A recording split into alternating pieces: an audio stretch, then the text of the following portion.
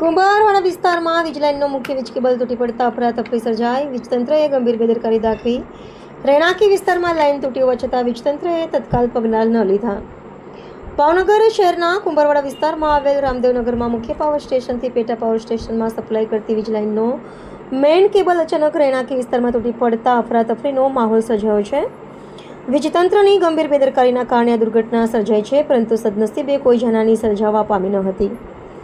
શહેરના કુંભારવાડા વિસ્તારમાં આવેલા રામદેવનગર એકમાં આવેલ કેટલાક મકાનો પરથી પાવર સ્ટેશનના સપ્લાય થતી વીજ લાઇન એટલે કે મેઇન પાવર સપ્લાયની હેવી કેબલ પસાર થાય છે. આજરોજ બપોરના સમયે અકસ્માતે મુખ્ય લાઇન પૈકી એક લાઇનનો કેબલ એકાએક તૂટીને રહેણાંકી વિસ્તારમાં પડ્યો હતો. લોકોના ફળિયામાં જીવંત વીજ વાયર પડવાના કારણે થોડીવાર માટે અફરાતફરીનો માહોલ સર્જાયો હતો.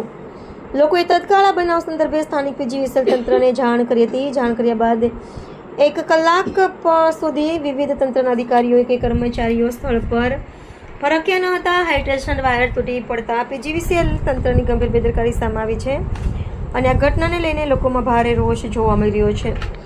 રિપોર્ટર મિનાઝ મલેક સાથે કેમેરામેન અલી આરબ, ભાવનગર. રેમજીભાઈ રેશમભાઈ ખસિયા. ક્યાં રહેવાનું દાદા? આ રામદેવનગર શેરી નંબર 2 1 માં. શું બનાવ બન્યો તો કાકા? અમારે તાર તૂટી ગયો. કઈ લાઈન નો તાર છે? ફોરેન લાઈન નો તાર તૂટી ગયો. આ વારંવાર તૂટી જાય છે. આ વખતે બીજી વાર તૂટી ગયો. કોઈને જાનહાનિ થઈ છે? ના, કોઈને જાનહાનિ તો થઈ નથી, પણ સાહેબ અમારે આ નીચે અમારા મકાન છે અને છોકરા હોય બધા ઘરમાં. અત્યારે અમે રાતે આ દિવસે સૂતા હતા, તાર પડ્યો ઉપર માથે.